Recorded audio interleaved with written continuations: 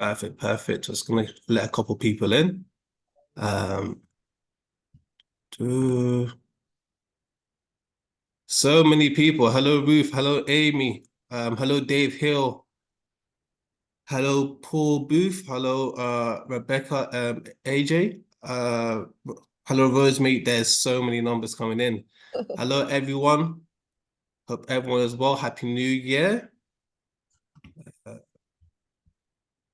it's great to see you all. Some of you I recognize, some of you are new. Hello, hello. Hello, Suresh. Hello, Sultan. Hello, Yasmin. Hello, Yasmin Fitzpatrick. Hope you're well. Hey, hello. I'm just gonna let a couple people more in and then we're gonna get started already. Raphael, if you have any questions, if you can, please put them into the chat. Perfect. If you can say hello in the chat and just say what your business is or what business you want to start up, that is great. Perfect.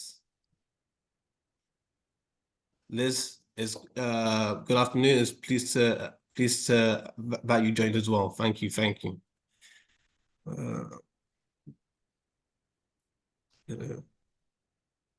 Some great numbers here. Just gonna read a bit of the comments. Give me give me one more minute, Anna, and then we'll get started.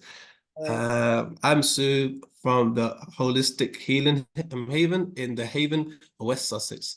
Hello, Sue. Hope you're well. Hello, my business is a grooming and skincare brand. Hey, Faisal. Hope you're well. Coral Mitchell. Hi, I'm Coral, and I have a skin clinics in London and Essex. That is great. That is great. My name is Joe Adams. I'm a founder of a primary tuition based in Lancashire. There's so many just diverse businesses here, and it's just very, very great to see. But I'm going to get started, everyone. I'm going to get started. Hello, everyone, and welcome to today's Business Connected digital series. My name is Montel Hemmings, and I'm a project coordinator at Enterprise Nation, and I'm very happy to welcome you here today. For those of you joining the Enterprise Nation webinar for the first time, we are a vibrant community of small businesses and business advisors that exists to shortcut your route to a trusted business support. Today's session is a part of Business Connected. Now, we have partnered up with Vodafone Business to equip 800,000 small businesses over the next 3 years within digital skills. The program is supported by our digital partners, JP Morgan, Builder AI, and Vodafone. For more information, visit the Business Connected Hub, and I'll be placing the link into the chat later on. Now, this the Business Connected digital series is designed to help business owners boost their online and digital skills. If you have any questions throughout the sessions, please post them into the chat, and we'll make sure to ask the questions later on in the session. We are now joined by Anna Morrish, the founder of Quibble, a digital marketing agency specializing in SEO, digital PR, and content marketing. Anna will discuss how to formulate a plan that will cement yourself within the industry. Not only will she'll be sharing ways to support your growth over your brand, but also your influence. Now, thank you very much, people, and I'll leave it to Anna. Thank you. Cheers, thank you. Yeah, hi everybody. So yeah, do ask questions along the way. We're going to leave hopefully plenty of time at the end to be able to answer some of those questions. So yeah, there's a lot to go through today. Hopefully you're not going to be too drained at the end of this session, and you're going to be revitalized and think, oh my God, I've got so much that I can do, and I've got a bit of a plan now. Because I think that's half of the problem, isn't it? It's knowing kind of what you should be doing and what order you should be doing things in. So yeah, we're looking at how to actually build an audience in 90 days. Now, this essentially is going to be based on, understanding that you need a business website already. Okay, if you've not got a website already, get one set up as soon as possible. Ideally, I would recommend WordPress, but there are so many different kind of website and page builders out there. There's also Squarespace, which isn't too bad. WordPress is the best in terms of being able to optimize it and for customizations, but there's loads out there. Just if you haven't got one, get one done as soon as you possibly can. Then we can get to the juicy stuff. So I'm going to take you through this. We're going to go on a bit of a journey.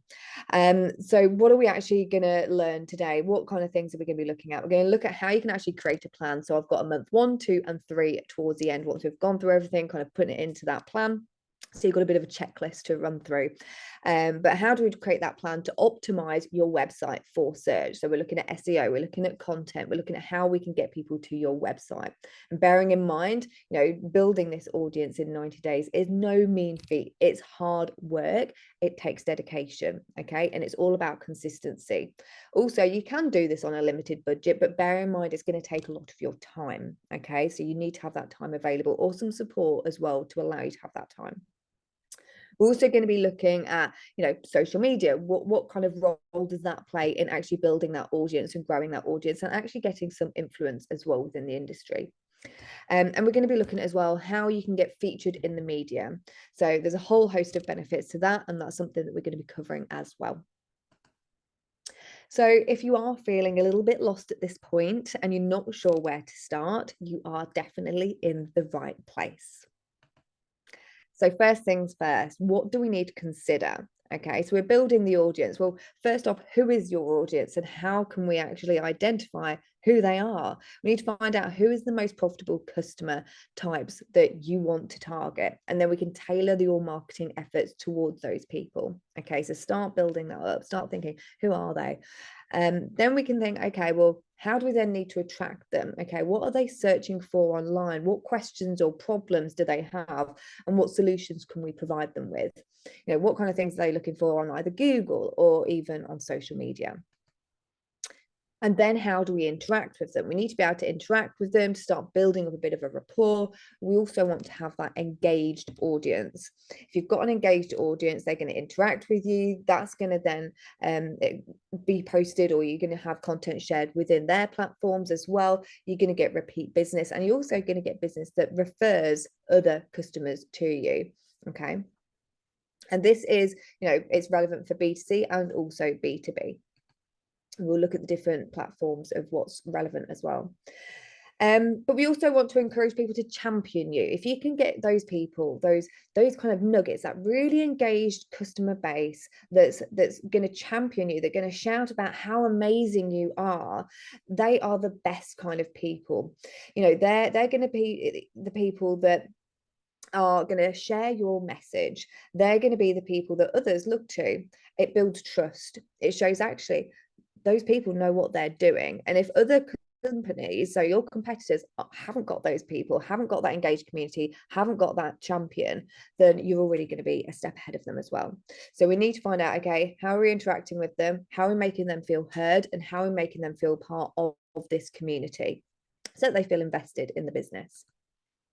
So we've got to paint a picture. Okay. So how do we paint a picture? Where do we even start with this? Okay. We're identifying this audience. So we've mentioned that we need to go through, okay, well, who are they? Who are we actually targeting? So we need to look at all of these things. How old are they? So it can be broad, and we want to have a few different options. Okay, so we're building some what we call personas. So a kind of stereotypical view of what each customer type would look like. So how old are they? Where do they live? Are there certain locations? Is it in the UK? Is it abroad? Is there a specific gender that you want to target? What do they do actually for a living? There's different things that people might be doing. And again, this is the things that you can consider how to target them. Because are they, really strapped for time? Are they doing a lot of commuting? All these different factors can then factor in with your content and your social media. Okay. what are they also doing for fun? What causes do they care about? What pain points do they have? So you can start building up some messages that are going to be able to target those people. And you can start to learn, okay, well, how are we talking to them? What kind of language are we using? Okay, and you've also got what content they enjoy. Everybody learns differently. You've got people as well that enjoy certain types of content. Some people prefer content they can listen to, so podcasts. Video content is also good, but some people, you know, they might have a video playing and they actually want to listen to it, or they might want to read it. They don't necessarily always have the sound on. So again, we need to cater for each type. They might also want bullet point information. Some people prefer paragraphs. So we've got to have varied content for each of these types of people, especially, you know, if they're, you know, top level in a certain company, they're commuting, they don't have time, they're likely to want, you know, really top level information. They want to have that in probably bullet point, really short form content. And also, where do they spend their time online? And that's where we're going to start looking at the PR element and getting you obviously in the media, so you can get in front of this engaged audience that's on another publication, and you can get in front of a whole host of different people that way. So once we can answer all of those questions for each of our customer types, we're painting that picture.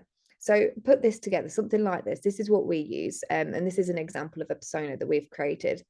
So we've got this, she's a residential buyer. We know that she's a homeowner. She's got a particular issue here. So she's a part-time accountant. So she's probably winding down, looking at retiring. And then you've got a whole kind of section there about then what are kind of her pain points. Also where she gets some information, some publications that she's looking at as well. And then also we're looking at, okay, well, how can we actually achieve her goals, the tone of voice, if there's also any brand associations, and also what are her interests. And we look at interests. Some people might think, okay, well, why is that relevant? It's relevant because then you can create really unique content based on those elements. So even if you're in skincare, for example, you might have a target audience that's a man that's interested in football. Okay, he probably, if he's outside all the time, he's getting damp and he's getting wet, he might get sunburned when it's hot. So then you think, okay, well, you can create content that's based around your product and your service, but it's targeted to somebody that is based likes football. And you can really be creative with that content and use different football references, and you could even get quotes from even local footballers, or even if you wanted, you could try and get some national footballers to pass a comment as well. So there's different things that you can do. So that's why we look at people's interests. Plus we're looking obviously at what publications they might be looking at, and also where they're looking for particular problems and solutions online. So next, okay, we've got that picture, we know who it is that we want to target, but how do we attract them? How do we actually help them find us? Okay, we've got a website, we know who they are, but how are they actually finding us? Via search. Okay, but it does also take an omni-channel marketing strategy to provide that seamless user experience across all channels. You know, not everybody's going to find your website via search, they're going to find it in other ways. Okay, so we need to be doing different things for each different person, and we need to consider the buyer journey. So the buying cycle, or the buyer journey, starts with awareness. So we need to have content on your website, whether it's the on-page content or whether it's through either guides or blogs and articles. We need to have the content that's all about awareness, okay, telling them who you are. You're not selling at this point, okay, but you're kind of expressing what your values are. Then you have the consideration. They might be, you know, comparing you against some of your competitors. Okay, so maybe we need some comparison content and how your values and how you're kind of doing better than your competitors in terms of you're eco-friendly, or you're kind of, if you've got the B Corp certification, or you're using certain types of packaging, you offer free postage, all those different things that your competitors might not be doing. So let's try and weigh that up and help them as well find that information. Don't just assume that they will know it. You've got to give that information to them. Okay, then there's intent. So, okay, they're considering actually buying. And then there's the purchase and then repurchase. Obviously, we want to keep those customers coming back. So always when you're creating any kind of content, be it on your website, social media, email, even your ads, make sure you are considering the buying cycle. Okay, another thing to consider. So we're talking about the user at this point.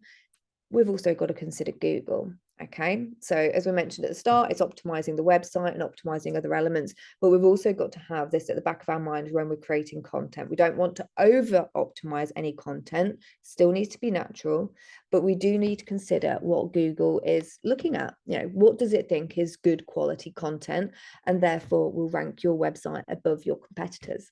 So there's something called Google EAT, which is EEAT, that you can see in front of you there.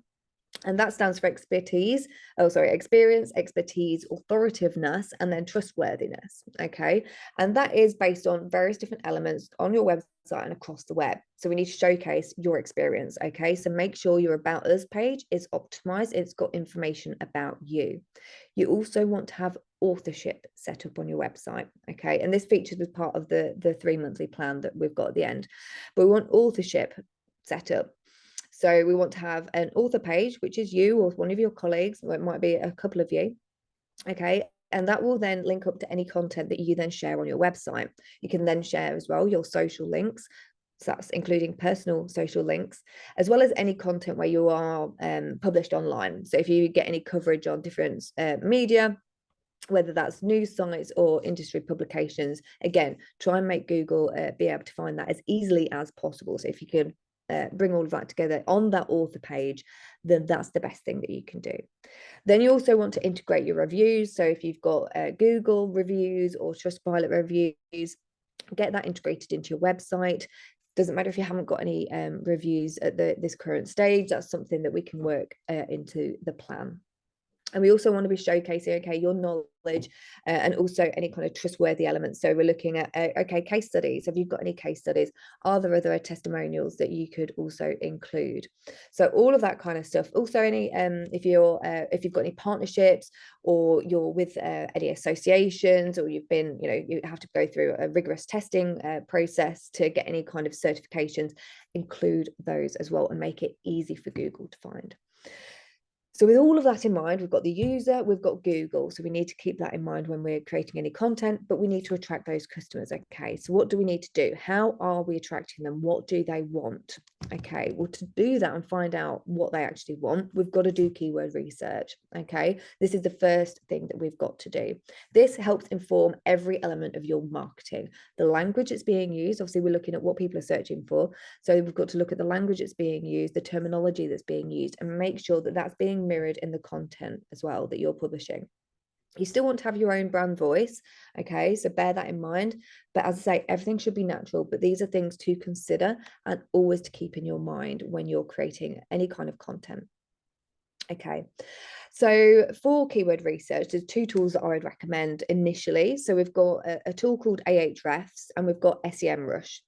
Now those tools will be put into the comments, so there's links to those, each of those. Now SEMrush does have, I believe, a limited free account that you can get access to, but even with the keyword research, you probably need to do it at this point maybe once a year. The trends and things aren't necessarily going to change that frequently. So even if you got an account and you paid for 1 month, get all keyword research done and then shut it down, because otherwise they can be very expensive.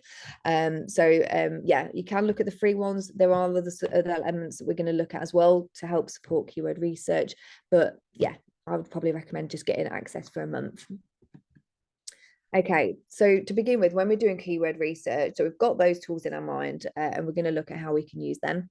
But first off, write down a list of all the questions that you get asked. There's going to be so many questions that you come across every single day, even from friends and family. Okay, so if you've got a certain product, okay, well, what does it do? What are the ingredients? Where do you get them from? All these different things. Okay, so think about the questions that you get asked, write them down.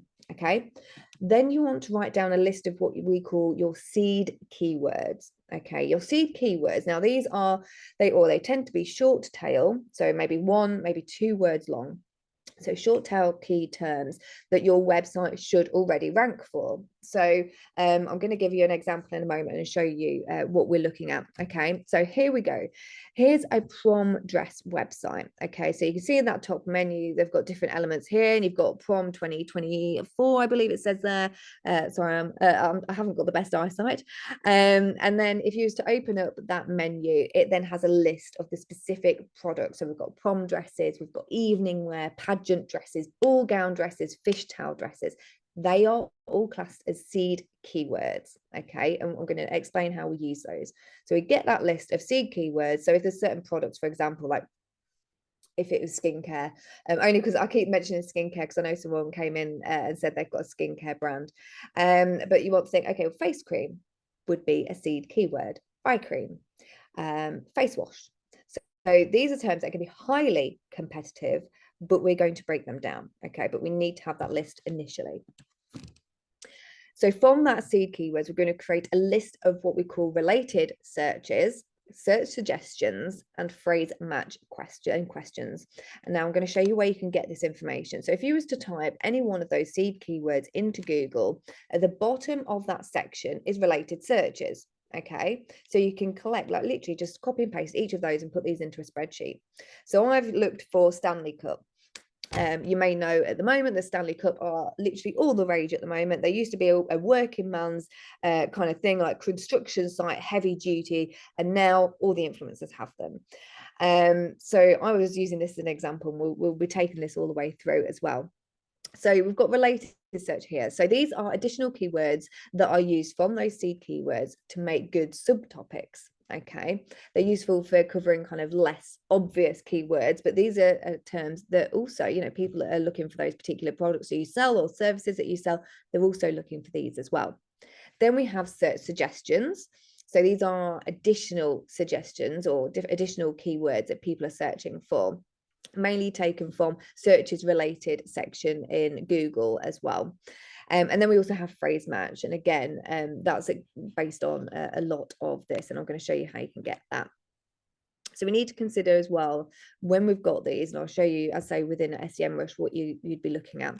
But we want to be considering as well the search volume of each of these terms, and also the difficulty of these terms and the intent. And you can get that from SEMrush, and you can get that from Ahrefs as well.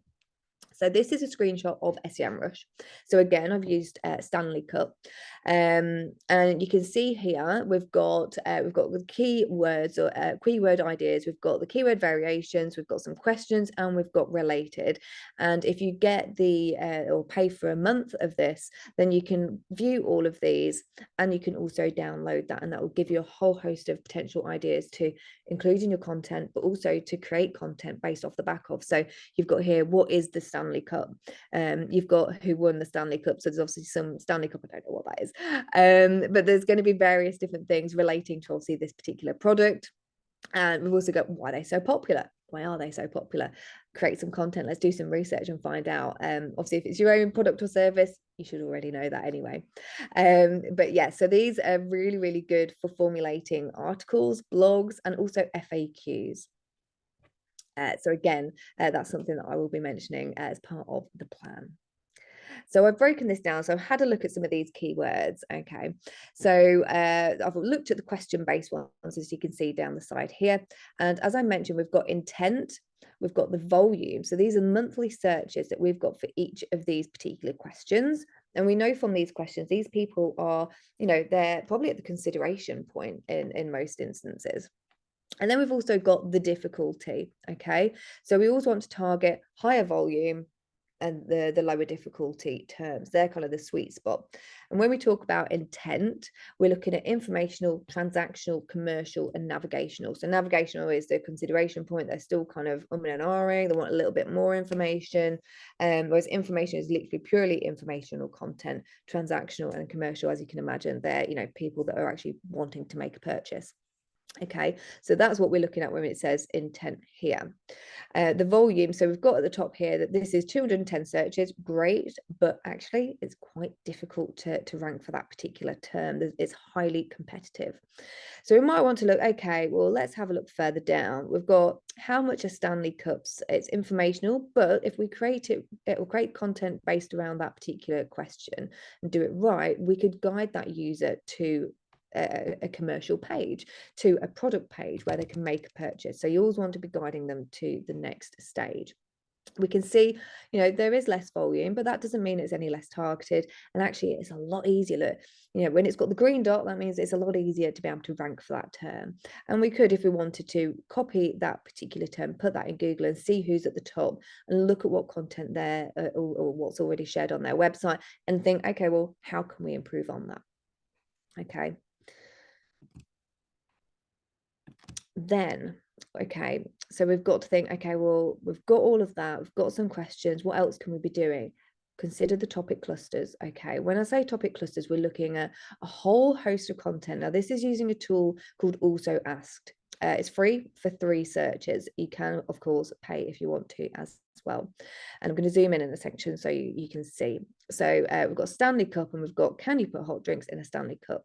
And then all of these are essentially a bit of a topic cluster because they're all based of this one term. Okay, so we're looking, okay, well, we can create all of this content down the right here, and then we could create an overarching guide all about hot drinks or what kind of drinks to put in this particular cup. Okay, so we're creating topic clusters, so it's all about what to actually put in this cup. Okay, so that's what we're on about with clusters. There's also another tool that you can use. Again, you get free, I think it's 3 free searches a day, and that's called People Also Asked. Okay, so there are 2 tools, Also Asked and People Also Asked.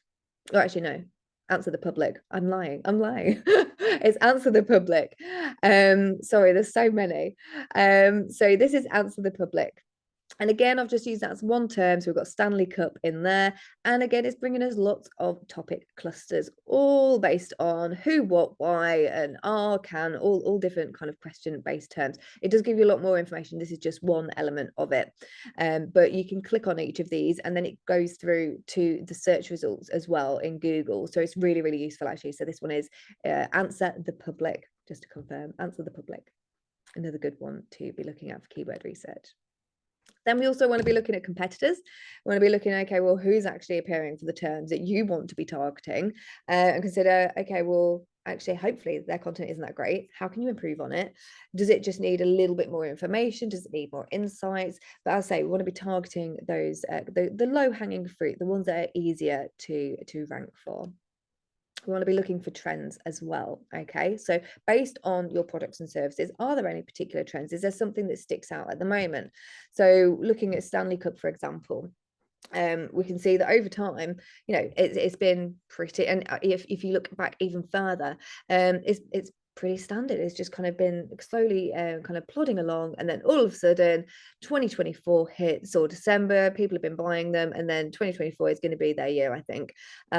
So yeah, we can see that's going up. So anybody should, you know, be selling these if they are doing kind of those kind of drinking cups or e-commerce brands that are relevant to this. If they can get on that train, then it's definitely worth it.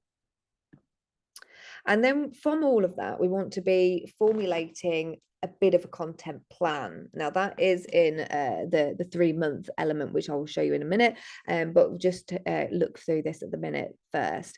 So here is, and I can send this is an Excel that I can download and I can send to you after. So if anybody does want this, obviously you can connect with me on Enterprise Nation and I can send this over to you. But this is what you, if you wanted this is what I will be sending you, and this is what I would recommend you kind of plotting out as part of your content plan. Now there's 2 different elements here. We've got on page and then we've also got off page, and you can see at the top here, and I'll just kind of zoom in a little bit on the top element.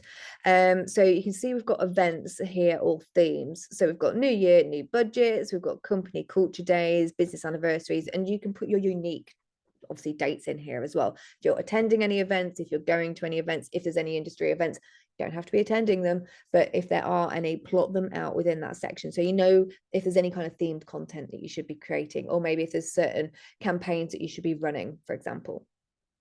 Then we want to consider, okay, well, maybe we want to put some higher tier content, so they're more time intensive. You might want to do some surveys, you might want to create an infographic. There's tools like Canva for that. You can also use SurveyMonkey for any surveys.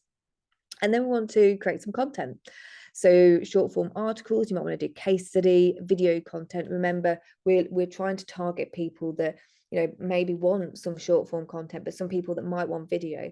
And again, when you're creating this content, consider how you can repurpose it in email form on different platforms. So videos, are you put it on your website? Are you transcribing it as well, so you can put it into a longer form piece of content, but also making sure that it's published on YouTube as well, so you're getting as much potential coverage as possible. Okay, so that would be the on page. That's the stuff that you've got the main control of. And then we've got some off page elements. So we've got any newsletters that we're going to be doing, so any email marketing. We've got other content to create, so any guest articles. So if you reach out to any publications, and again, we're going to go through the kind of the PR element in a moment. But if you're going to be creating any of those, what kind of things are we going to be covering? Again, you can base that on the on-page content that you're already creating. Okay, so if you've got some really nice nuggets of information and unique information, okay, so whether you've done a survey on your customers that you've got already, share that with different journalists that are relevant, and obviously writing about what your industry is all about, and then say, look, hey, I've got this unique content, would you like to share it? I've already created an article which you can read here, send them the link. Okay, so I think you don't have to reinvent the wheel every single time.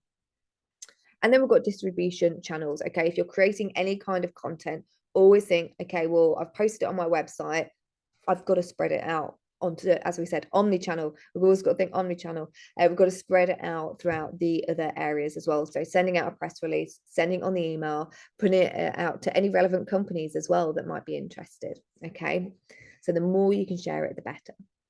If you don't share it, then you can't expect anybody else to, essentially. Okay, so we know who we're targeting, we know how to attract them, we know what we need to be talking about and the content that we need to be sharing, but we then need to think, okay, well, how do we interact and engage with these people? Okay, it's all right, then well and good them coming and finding you. Yes, you might get the people coming through and making a purchase, but how do we actually get them to engage with us? Because we want them to feel part of the community that we're building, part of the brand, the business. We want them on board with us so that they can then champion the business and champion what it is that you're doing. So how do we create that engaged community? Okay, so now we're going to be looking at interacting with them and developing those champions. Okay, so what do we need to be thinking about? We've already covered creating and publishing that great content. There is another talk I believe was recorded with Enterprise Nation, which is all about what classes as great content. So if you want a bit more in-depth content information, then I'd recommend viewing that. But yeah, developing that strong brand. So consider, what is your brand all about? What are you, what is it that you stand for? What are your values? Okay, and tell people that. Explain what it is that you stand for. Okay, have an opinion and have a voice. We also want to be publishing content consistently, and again, showcasing what it is that you're about. So we want to be ramping up that activity. So if you've been up until this point either just kind of doing things a little bit sporadically, we need to have that plan, and it needs to be ramping up as well. Okay, so I think if you've been doing maybe one social media post a week or a month, we need to be doing it daily. Okay, but you've also got to be sharing via your personal accounts, not just the company. People want to see who it is behind the business, especially with smaller businesses. Okay, just as an example as well, so one thing that I did last year after returning from maternity, or maternity leave, I aim to post on LinkedIn at least 4 to 5 times a week. Okay, didn't do it on weekends, really. Very rarely did I do that. But my impressions went up over 1,000%. Engagement went up, like, I think 9-fold, 10-fold. It was massive, and I've nearly got now, based off of the back of that, almost 8,000 followers. I think literally a couple more and I'll be there. So it's all about posting regularly. It's all about engaging with other people. Okay, so we want to be commenting on other people's content on their posts. We want to be asking people to actually come and follow us. If you've not sent those invitations out, then nobody else is going to do it for you. So you can invite on Facebook, and you can obviously invite on LinkedIn, and obviously through Instagram on your own personal. You can follow lots of people. You can engage with them, message them, and then you can get them on board, obviously, hopefully with the brand as well, because you'll be sharing lots of kind of cross content, basically. But yeah, there's a lot that you can be doing on there. With social media, so I've mentioned you can obviously optimize your socials. So that's not just your website, you want to be optimizing your socials, again, bearing in mind those keywords. So think about the about sections. Okay, are you using particular keywords in there? Are you using hashtags? Because that can be something that you can include. There's also something called Linktree. I didn't include that in the links to share, but if you type into Google Linktree, it will show, it's free, but it will show you the tool to use. And if you've got an Instagram account or you've got Twitter, you'll see that you can only really share like one link in your main menu. Same with Facebook, but if you include a link tree, you can point people to different areas of your site. So it will go to another page. They can go through to your direct to your website homepage, or it might be that you want to send them through to shop pages, or actually you might want to create a dedicated landing page where they can book a quote or book some kind of consultation with you. Okay, so if you wanted to have a look at how that works, if you go to our Instagram, so the Quibble digital Instagram, we have Linktree set up, and again, we direct people through to certain blogs that are popular as well. But it's really useful to get that in place, because you can share lots of links then rather than just the one. We also obviously want to be getting some PR activity as well to get that engaged community. PR is great because if you used to think, okay, well, if I got onto Good Housekeeping, if I was to either publish an article through a journalist or even provide a quote and get a mention, that magazine and that publication has a massive audience, and they're an engaged audience, and you currently don't have any access to that. So if you can make or get a relationship built up with a journalist that's writing for those publications, get published within those publications, you are tapping into an already engaged audience that you can then bring back to your own website. Okay, so you want to be building and thinking about, okay, what publications do I actually want to be kind of seen on? Okay, so start thinking about that as well. Anna, hey Anna, before we carry on, can we just answer a couple questions from the chat? Because I know there's a lot of questions that's been going on. I think firstly as well, is it possible, can you pause? I know this is a bit random. Is it possible you can show an example of a link tree, just in case people may not know what a link tree kind of looks like? You gave a great description, but I'm very aware that is a new thing that people are adding towards their either LinkedIn or their Instagram bio. We have a question.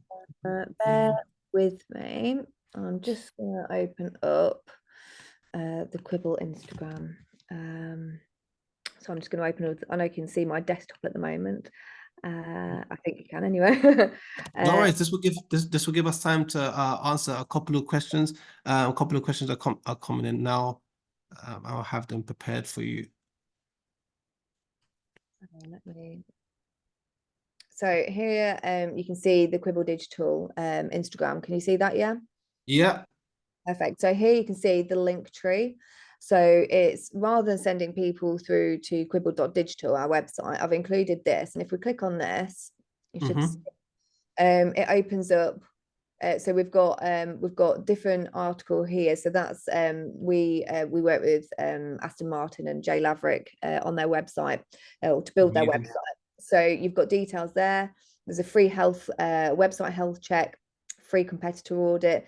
We're directing people to insights and blog, our work and services. And you can have as many links, and we try to update these regularly, but this is free. I mean, you can, if you wanted to, you can get the paid for account, but in my opinion, it's not worth it.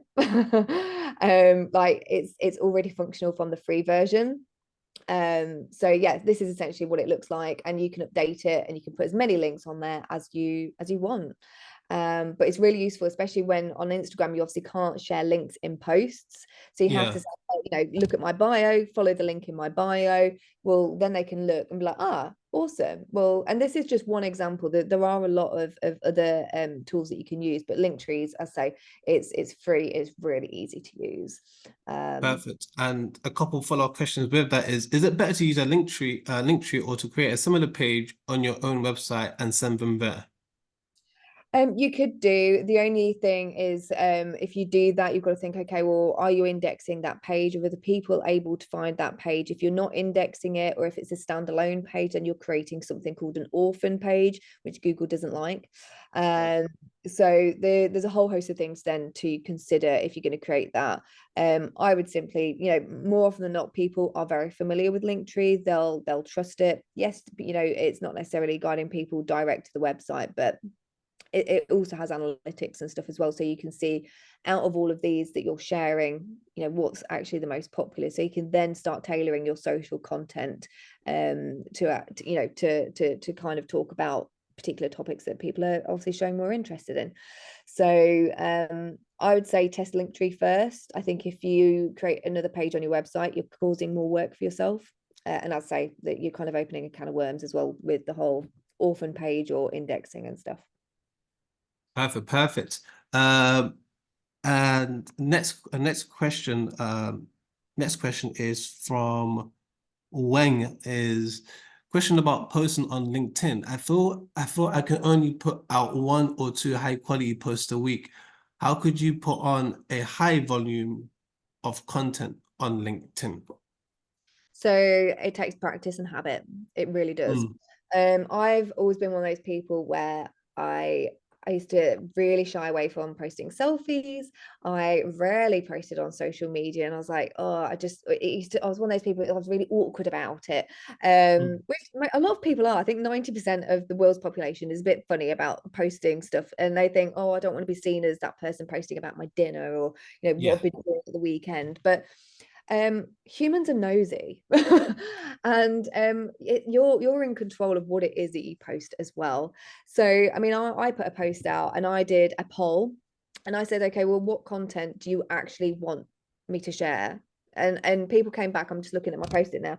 So people had said that they wanted to know about business owner experience first. That was the most popular. Then they wanted insights. So that's insights obviously relevant to my industry and more probably salesy related content as well.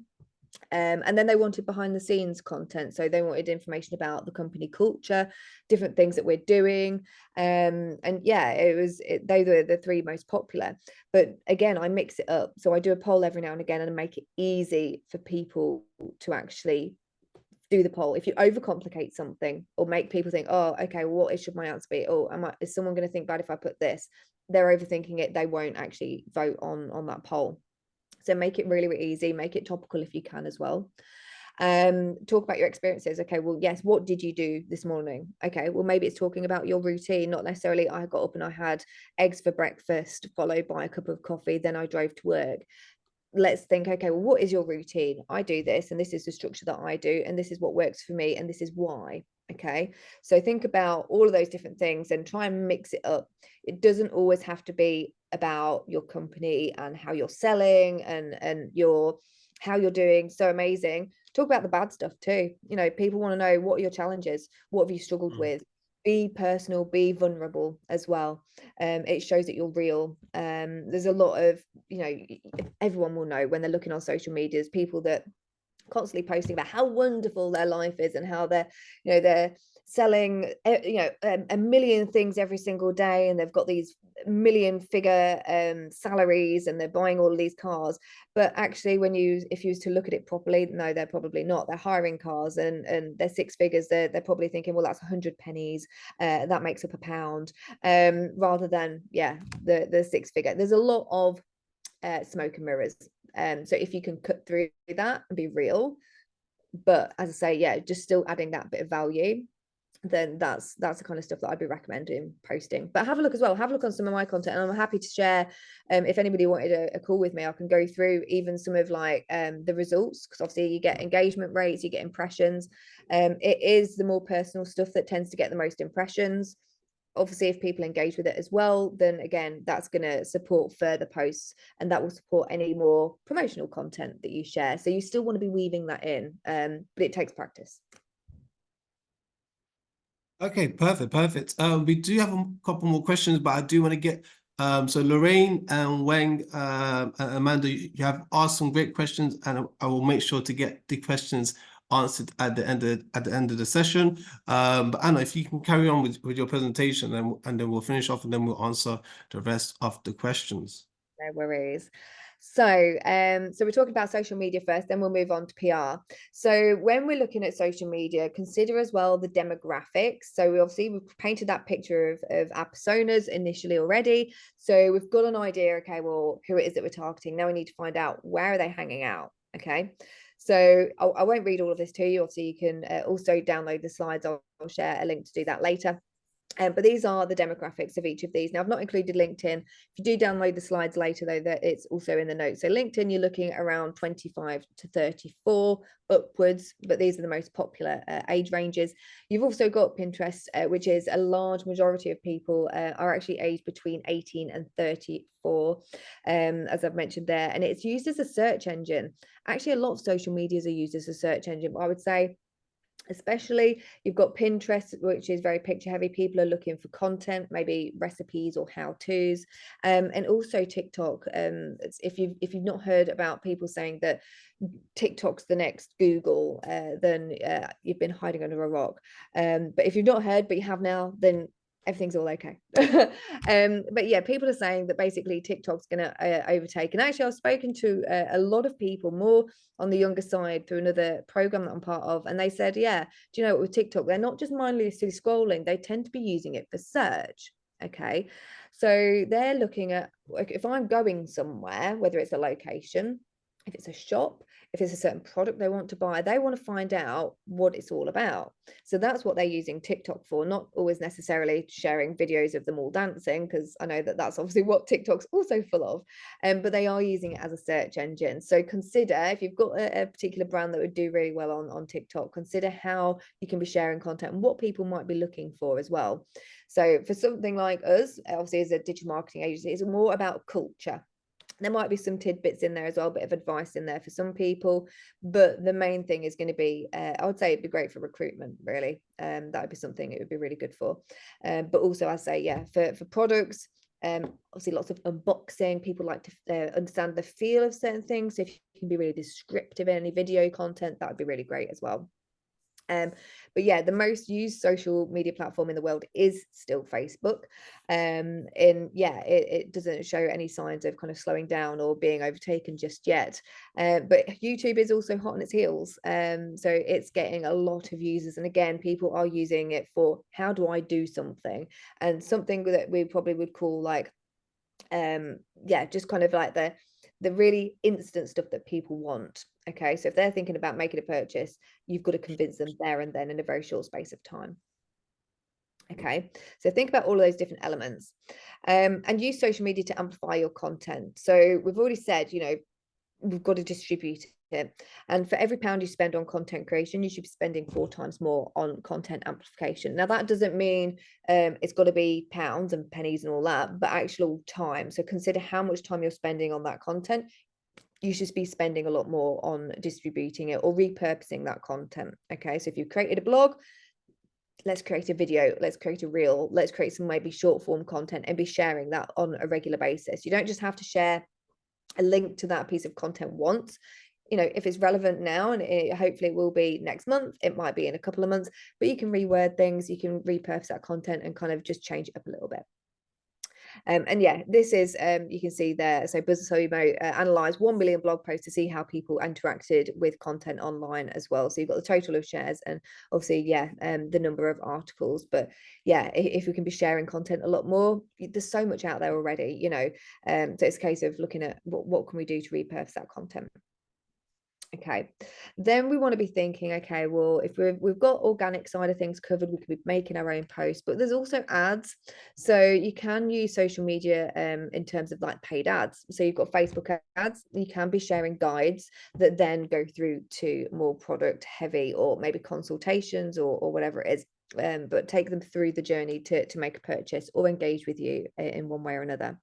Got LinkedIn ads, you've got Google, you've got X. I was going to put Twitter because everyone knows what Twitter is, but X, they still run ads. You've also got YouTube and you've also got Reddit. So, you know, a lot of people will look for a certain product. If it's Reddit approved, they'll do a search, or they'll have a look for, I don't know, the best coffee on the market, or local coffee, specialty coffee, things like that. They're going to be looking for things like that on Reddit. So as well, if you've not got Reddit, have a look at that, start getting engaged on there, have a look at the channels if there's anything you contribute to. But yeah, we want to be contributing in that way. There's also obviously influencers. So you can see there we've got TikTok, we've got Twitch, YouTube, we've also got Instagram. But if there's certain influencers that you maybe are following already, reach out to them and see if they would give you a review. Maybe you can give them a sample of your product to have a look at and ask them, give an honest review. You want to be looking really at the micro influencers. So not these, Kim Kardashian. She obviously is an influencer, but if you went to her, it's going to cost you thousands and thousands, even millions, to get any kind of partnership with her or to get her to look at any of your product or services. So you want the targeted people, the micro influencers. They have actually a more engaged influence and customer base anyway, or audience, I should say. So they're the people you should be targeting and speaking to anyway. We also want to make sure, obviously, that if you are running any kind of ads, you've got the pixel added to your website. So there's Facebook pixel. And there's different conversion APIs that you can add to your website as well to make sure you can track everything, but also so we can retarget. So retargeting is a form of paid ad. When someone's already been on your website, they're already familiar with your brand. They obviously go away, they do their own thing, they go sort their dinner or their tea out. You want to bring them back, but they might forget about you, and then they might do another search for the same thing later, not thinking that they'd already done that, and obviously they've forgotten maybe the brand name. So if you do retargeting, you can serve those people that have been on your website with an ad to bring them back. You can also tailor it to a particular product. So if you was looking on the John Lewis website, you was looking at a particular red kettle, they might serve you with an ad on social media with that particular red kettle that you were looking at to bring you back if you've not made that purchase. So they're the kind of ads that you can also be doing. That's called retargeting. Just as a side as well, so obviously I've mentioned TikTok. TikTok is doing very, very well in terms of performance. We're getting a lot more people coming to us and asking us about running TikTok ads. And this is available if you go onto their website for the business side of things to run ads. They've got various different case studies there as well, but it's a very active platform. The only thing is, I would say, you need to be looking at whether, yes, it's all well and great getting lots of impressions, obviously great for brand awareness, but is that formulating or coming to purchases? That's what we want at the end of the day. So do be monitoring everything that you're doing. We want to make sure that all tracking is in place. Also with TikTok, I did have a look for different search terms, again, just to understand the audience a little bit better, find out what people are looking for, and to also find influencers that are talking about the Stanley Cup. I mentioned that I'd be looking at this throughout. So you can see there's different variations of what people are using for a kind of hashtags and the content that people are publishing as well, and how many views it's getting. So we could go to any one of these, have a look, see obviously how many viewers they've got, how many kind of followers they've got, and then we could reach out to them and say, hey, I noticed you actually looked at this Stanley Cup, would you mind looking at my particular product? Because it might be that, yeah, they've talked about one of your competitors. That's not a bad thing. You could put your competitor name in here and have a look at people who've shared. If they've shared any content based on your competitors, they might be interested in sharing content about you as well. They're already they've got influence in that space. So do consider having a look at TikTok on there as well, and have a look at the hashtags. And anybody can do this as well. So that was just from my personal account, having a look on there. Okay, so there's loads of stuff we can do on social media. We're aware of that. But how do we support all of our efforts with PR? Okay, so we want to do that. We want to make sure that, okay, we're getting in front of those people, we've got the customers, but how do we get and tap into that other audience that's already engaged? We want to make sure that we can focus on that. We also want to be able to share our expertise. Say we're appeasing Google EAT, so Google EEAT. We're building that trust. We're also showcasing our expertise and our knowledge. So what do actually all journalists want? What is it that they're looking for? They're looking for something new, and they're looking for something topical. Okay, so consider, okay, what new information can you give them? Have you got a unique piece of information? Is there something in the industry that you know that maybe others don't? Maybe it's something you've stumbled on, or something that's going on in the industry that no one else is currently talking about, but you've got some information, you've got some insight there. Is it something that's topical? Of the have a look on Google News, have a look on social media. What is it that people are talking about at the moment? Is there a certain problem that people have, or something that people are trying to solve? And here are a few tools that you can find journalists on. Okay, so Response Source is a paid for service. Homes for Media, they've got various different platforms. I've mentioned only here Homes for Media, but I think they've got Property for Media and loads of other platforms as well for different industries. You can actually get a free account with them for, I think it's a month. Again, worth getting involved in. You can start building up relationships with people that are relevant to your industry. You can share press releases as well, but definitely worth having a look at. Connectively is also something called HARO, which is Help a Reporter Out, or HARO. Again, you can get different kind of, well, that's another tool very similar to Response Source, where you can get journalists requests. So they're looking for content, they're looking for either articles, quotes, they might be looking for people to be on their podcasts or part of a video series, but you would get any that are obviously relevant to you. So there's a checklist and you can say what you're interested in, and then you get those requests in your email inbox. You can obviously then start building up a relationship with those, even if you don't necessarily get shared, or you don't obviously interact with that journalist at that point. Go and find them on social media. Go and have a look on Twitter or X, have a look on LinkedIn, and see if you can connect with them there. So just because they've not necessarily picked up this request that you've filled out and replied to, doesn't mean they won't feature you in the future. But we want to make sure that if you're signing up to something like that and you're getting those requests coming through, you're already finding the right people. So let's make sure that we've got them on our social channels. Okay, you can also do searches for journalists on LinkedIn. You can also, I say, do that on X. So if you know the names of people, so if you're following certain publications and you can see there's a certain name that keeps popping up and you'd really like to work with them, send them a message, connect with them, and then send them a message and say, hey, keep it short, keep it sharp and to the point, but say, I love your work. Be honest and say, I'd really love to work with you. Is there something that we can do together? This is the kind of stuff that I'm looking at. Give them some links to your content as well. So some articles that you've been sharing, if you've done any talks, if you've got case studies, things like that. That's the kind of thing that they'll be interested in. Pressloft is really good if you've got a very visual business. So you could upload various different images. So different things like products do really well there. Maybe some properties on there. If you've got just nice photos that other journalists can go on, they can share it and then they will credit you. So that's great for link building and also just getting a little bit of coverage in some of publications. There's also featured, and there's also Muckrack. Now Muckrack, if you do a site search, so if you go to Google and you put in SITE, so site : and then you put muckrack.com, and then you could put something like your industry, so a keyword that's relevant to your industry. Now, if you do that, that's going to then pull up a list of all the different journalists on Muckrack that are talking about those particular either products, services, or even certain things that are going on in your industry. Another thing to consider as well is that it doesn't always have to be your industry. It could be you as a business person or a professional anyway. What other experience do you have? It's not just about a certain product or service.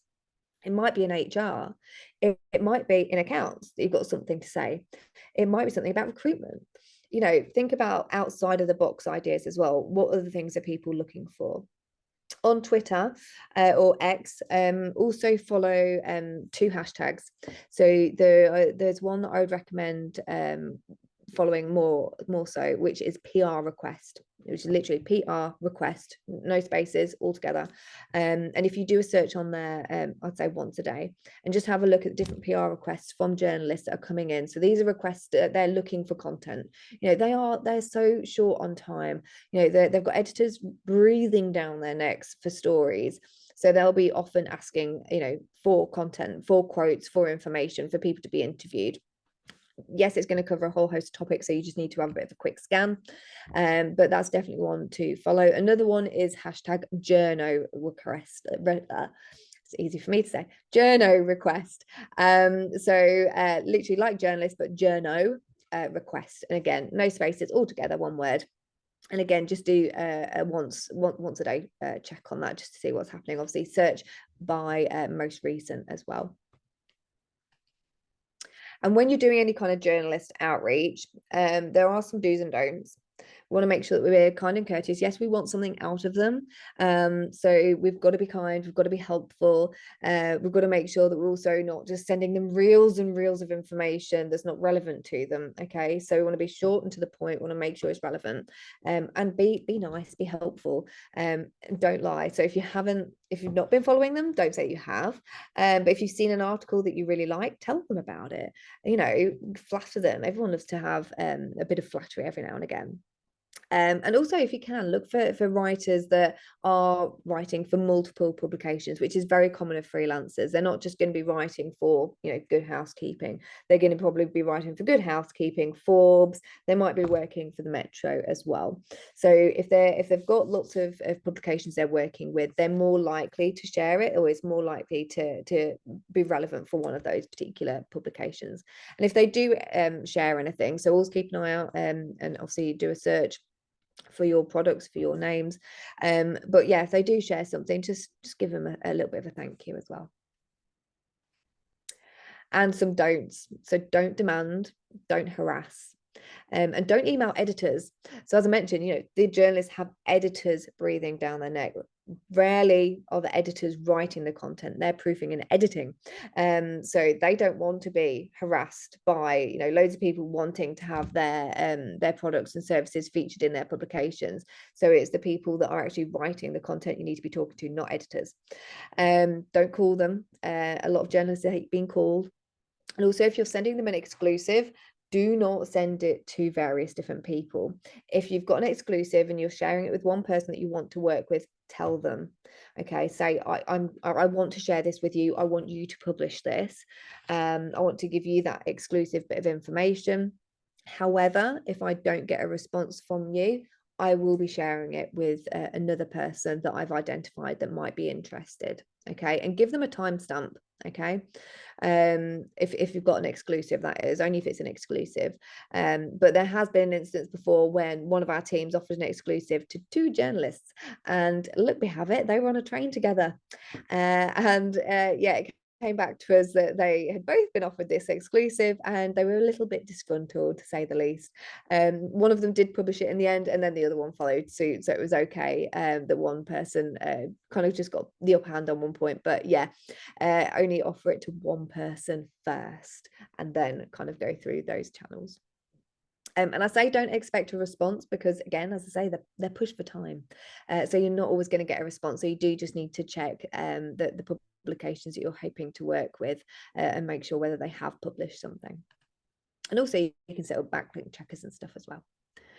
And if you want to create an engaged community, as well as all of those elements, we need to be talking to our customers. Okay, so asking for feedback and reviews. Send an email, set up some kind of automated emailing system. If somebody's had a product from you within a certain amount of time, and maybe they've had a service and they've been with you for a certain period of time, again, send that automated email and say, look, we'd really be grateful if you gave us a review either on Trustpilot or Google, because that's really good, again, for Google Eat.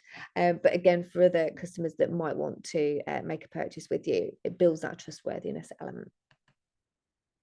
Provide excellent customer service. That's going to get you the good reviews. It's also going to help you stand out. Again, if you can do that, people feel more engaged, they feel more invested, and they're more likely to buy from you again and recommend you. And reward loyal customers. So if you've got anything like a loyalty program that you can put in place, then do that. Maybe even a referral program. So if someone does refer business to you, maybe they get a kickback as well. So consider that. And I'd say you want to create that sales funnel. We've already obviously looked at that sales funnel. We want to make sure that we're bringing them back all the time. We're not just all about the new customers. It costs a lot more to get those new customers on board. We want to be delighting those existing customers, so they either upgrade or they make repeat purchases. And that's how we start creating that engaged community, the community that they're going to start sharing that content on social media. They're going to be following mentions of you across the web as well. And as I mentioned as well, setting up those dynamic ads and also setting up remarketing, okay, and retargeting ads. So that includes that. So we've gone through a lot. There's a lot there, and I'm certain there's probably more questions, than we'll be able to answer. I'm happy to answer some of those afterwards as well, so feel free to message me. but we want to break it down. So it's like monthly chunks. We said, this is building an audience in 90 days. How on earth do we do this? Okay, so we need to break it down. Month 1, develop personas. If you haven't already, get on it. We need to do that keyword research. Okay, and we know where we can go with those keywords. So we're not just kind of doing pie in the sky and trying to pick things out and flailing around. We know where to go for that. Okay, create that marketing plan, create that content plan. Let's get this in an order that's going to be manageable for you. So we want to be optimizing all of that with obviously the website content. We're looking at the keywords. We know what people are searching for. So we need to make sure the website content is as optimized as possible. It's still unique. It's still going to be relevant for the user. It's nice and easy to read, but it should be optimized. We want to optimize those social channels as well. And we also want to create that integrated review process. So if you've got an existing customer base, get people adding reviews. Anybody that's even tried your products, it can also be friends and family. Get people putting those reviews on either Trustpilot, Facebook, and on Google, and then integrate that into your website as soon as you possibly can. Okay, so that's kind of the strategic and implementation element. Then we've got the kind of content element. Okay, so we want to be publishing blogs and articles. Now we're looking at building an audience in 90 days. As I started at the beginning, I said it's no mean feat. It's going to take time. If you want to do it in 90 days, and this is, you're kind of fast tracking everything, 1 post a week minimum in terms of articles, and that can be guides as well. So if you've got a certain product, buying guides are really, really useful. Okay, they're also what we would normally call evergreen content. So they're going to be relevant now, they're going to be relevant tomorrow, and they're also going to be relevant next year or even in 5 years. You can go back and update that content, but it's going to be relevant. It's evergreen. Okay, social media activity. So pick the channels you want to focus on, as I say, in terms of you need to be personally posting and also from the business channels, and you need to be posting ideally, and really no less, 1 a day. I wouldn't say any more unless there's something that actually, you're at an event and you're thinking, actually, no, I'm doing this, I'm having a conversation with this, I've got a video here, then it's okay. But a minimum 1 per day. Email marketing, create workflows, save yourself some time and create the workflows now. Okay, so start building that automation. As I say, if someone's been with you or they've bought a product within a certain space of time, let's then automate an email to be sent within a certain amount of time. Okay, and then even a reminder if they haven't done it later on. And the same, obviously, if you've got existing customers, let's send out regular newsletters. Again, let's think about if somebody's signed up for something, somebody's engaged, maybe they've not come back to you or they didn't book or whatever it is, but you've got their details. Think about the types of workflows that you can automate that would save you time. And same with the obviously the blog articles. That's going to give you loads of social media content to be sharing anyway. There's loads of snippets in there. There's going to be quotes and all sorts, facts, figures, stories, you name it. That's going to give you a whole host of content to be sharing. Then we want to be monitoring those PR requests. Okay, you should be doing, as I say, we want to be looking on Twitter a minimum of once a day for journo and PR requests. We want to reach out to journalists. Okay, so be targeting people and saying, hey, I know you're looking for this article or you've written about this before. Would you be interested in X, Y, and Z? Host an event. So whether it's a product or service, you can host an event. So start working on hosting an event. Okay, start thinking, okay, what can this event be about? Maybe it can be how a tutorial of some sort, or maybe it can be if you're service based, maybe it's providing some certain advice. Okay, but host an event and invite people, get connecting with people on LinkedIn. So I know obviously we've put 1 post a day on social media. You need to be connecting with people. You also need to be engaging with other content. So it's not just 1 post a day. There is other elements in that as well. But if you want to host an event, you need to be sending out emails. You need to be setting up that Eventbrite. You want to be engaging with people and saying, hey, I'm hosting an event on X, Y, and Z. Would you like to come along? It's free. It'd be great to see you there. It might be actually that you could get another speaker involved as well. So ask for another speaker. Again, they've probably got an engaged audience that they can also share details of the event too. So then you've also got that to support it. Network. Get networking, not just socially, but in person as well. And that can be locally. There's national events all the time. There's events in London, there's events in Manchester. Go on Eventbrite, go on TikTok. There's a load of people on there talking about different events that they're running. So start networking. Okay, start getting your brand out there. and send push notifications. So if it's relevant to your business, it wouldn't necessarily be relevant to mine in marketing, but if it's product based and you've got either certain offers on or a new product or something like that, or again, somebody might have not come back and made a repeat purchase for a while, you can send a push notification, maybe with a special offer. So if you've got that information, get it started now. Let's start getting it planned. Let's start getting it done regularly. Month 2. So we've got a few other elements here, and then it's kind of a similar thing. So it's starting to build that consistency. We want to develop a location page strategy. So if you are, mainly if you're, I would say, service-based, there might be some particular products, but if you only work in certain locations, then put those locations on your website, create specific landing pages, but make sure they are specific to that location. Do not duplicate your content, okay? If you do, Google is likely and highly likely to de-index those pages. So that content on each of those locations must be relevant to those locations. Include case studies that are relevant to those areas. You could include testimonials and reviews, again, relevant to those areas, and just information about those areas and relevant pictures as well. Develop FAQs. Now, we should have got a load of those from the keywords. We should have had a load of questions, and then we can tailor those to each specific product or service that we've got. So don't just have one dedicated FAQ page. You can have a general FAQ page, but ideally each product or service on your website should have, I'd say, minimum really of 3 facts and questions that you answer, and then you can link through to either another blog or a case study, a bit more information. Review your internal linking. So internal links, so don't just have a page of content that doesn't go anywhere. We need internal links, and we need buttons and calls to action on there as well. So what's the next stage that people are going to? And we need to start monitoring that traffic and ranking. So we should have already had all of the tracking and stuff implemented, and now we're actually monitoring it. Okay, so now we're ramping up that activity, what impact has that had? And again, we're starting, I say, we're continuing with the blogs, we're continuing with social media and email marketing. We're now starting to review some of those results. And the only other difference on the right-hand side here is speak at an event. So part of your outreach could actually be that you're reaching out to people that are running events, hosting events, and you are saying, I'd really like to speak at the event that you're running. Is it possible? And maybe see if there's some kind of partnership that you could do with them. Okay. And we've also obviously got the ads and the push notifications as well at the bottom here. And then month 3, what are we looking at?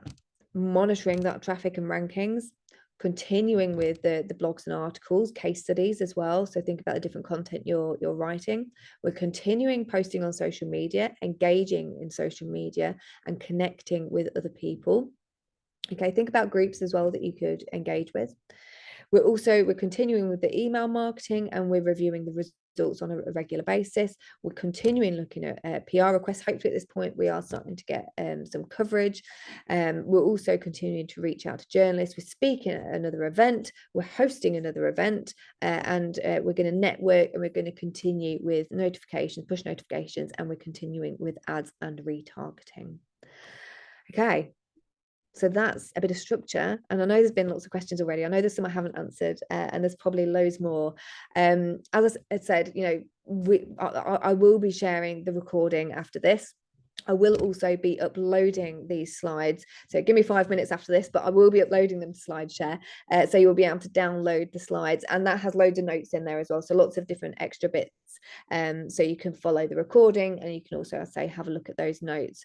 But yeah, happy to obviously take any questions. And as you saw from my link tree, we do free mini audits. We also can look at competitors and everything I spoke about. If you needed support, we're here to help as well. But yeah, any questions? Hello. Oh, sorry, I'm not coming up. Perfect. Hello, Anna.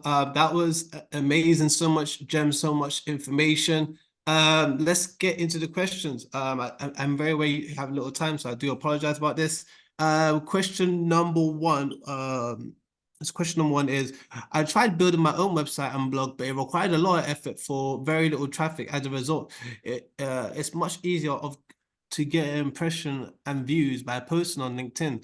As a professional service business, how important is it to maintain an active website as opposed to just having a landing page with a bio and mainly just trying to drive engagement through social media. So yeah, I've heard this one a lot. If you've got your own website, it's yours. You can manage it and maintain it. Any one of these social channels, I mean, Twitter, X, look at that. For one instance, and look at Facebook, the amount of times it's gone down. Also the amount of issues that people have with various different social channels and these are third parties essentially. That people have, they get their accounts locked down or they get hacked. There's so many issues that you're not in control of, and trying to get through their support is a nightmare. So Yeah. we always recommend directing people from your social channels to your website. Plus you can then get all of their contact information and create that engaged community, but you've got direct access to all of them then. So you can get obviously them on email marketing, you can start communicating with them in various other ways. But yeah, I would say it's very important to have them on your website. Okay, question number two is what are your thoughts about setting up a personal social media accounts to share your founder perspective and be more personable, as well as use trending sounds? I find it hard to consistently create content for my brand, especially when I want it to appear more premium. Yeah, so that's again a common one. So yeah, I think people always want to know who's behind the brand. Okay, so yeah, sharing and kind of building your personal profile, as that we said at the start, this is all about building your personal influence as well as your business. But yeah, you don't, or I wouldn't say so. From the Quibble one, for example, I say I probably share less content on the Quibble LinkedIn page than I do my personal. I focus on the personal one more than anything. And the company page acts as kind of a support. And I will share content from the Quibble page to my own personal, and vice versa. I'll tag the company page, for example, and then obviously I'll share content from my personal onto the company page. But it acts as a support more than anything, especially that's how it works for my particular industry anyway. It's always Okay. about the knowledge and the expertise that person has, and that's how I have gained that engaged community. The next question was, but I feel like you cannot answer the question by the end of this today's session. Was the title of the session is building an audience in 90 days. Realistically, if we invest all this time in all the different aspects, SEO, social media content, Linktree, are you saying we will see a return on the investment of the time with a bigger audience by 90 days, or will it take longer? How much bigger an audience on an average? Well, how much bigger is a piece of, how long is a piece of string? I don't know who it is that you're going to target. If you're going out to influencers, if you're going to target certain publications, again, without knowing the specifics, I can't answer that one. But yes, if you are doing all of these things and you're putting this effort in, you will see a return. As I say, you by doing it in 90 days and having to do this consistently, it takes a lot of time, and you probably won't be able to do it on your own. That's kind of the honest part, really. It's definitely, I'll say, no mean feat, but it will work. But yeah, after 90 days, don't stop. Like it's Yeah. not 90 days and stop. It is something that you want to continue. So as I say, anything that you do with regards to marketing should always be consistent. So if you're going to start this activity now, you need to make sure that it is going to be manageable and consistent after that 90-day period. Perfect. Just one last quick question. I know, where can people find micro influencers? Because that question was popping up all over the chat. No, no. So you have to go and find them on your social channels. So have a look. So if you're a product or a service, start looking for posts from people that have talked about that product and service. And yeah, usually you'll start obviously finding various different profiles. Then you can, some of these people, when I say micro influencers, they might not have actually reviewed another product or service before. However, they have got an engaged audience. You are going to find some that have, and they may also try and charge you. So there's different things to consider, but it is going to be a case of doing a bit of manual searching, looking at different hashtags that people have shared, and using the keywords. It's using those keywords more than anything. But if you aren't following some of those micro influencers, that would be part of that social media activity that we would recommend anyway. And we need to be, as I say, engaging and following the right people. We need to be commenting on other people's content as well. So if it's relevant to you and relevant obviously to their audience and they're talking about the same things, then yeah, you want to be engaging. And those are the people that you should be then communicating with and saying, hey, can we do something together? Perfect. People, yeah, it's now time to end today's session.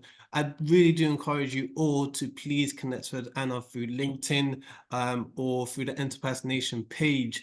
And because so many of you still have questions and still have questions that's not answered, please, you can directly contact her through those sources and ask her all the questions you need. But for now, that is all. Anna, thank you so much for delivering today's session. This is sorry for silence. This is Business Connected webinar. We have something going on next week, Thursday. Anna, is there anything you want to leave us with?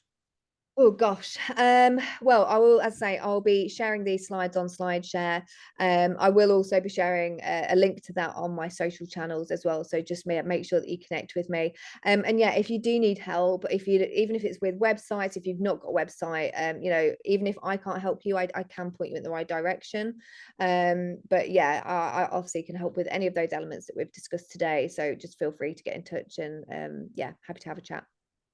Perfect. Be sure to sign up to more digital workshops. The recording will be sent to you later on today, and with the links that Anna shared, and also the slide as well, and access to the slides as well. People, thank you so much. Anna, thank you so much, and have a lovely evening, people. Goodbye. Cheers. Bye.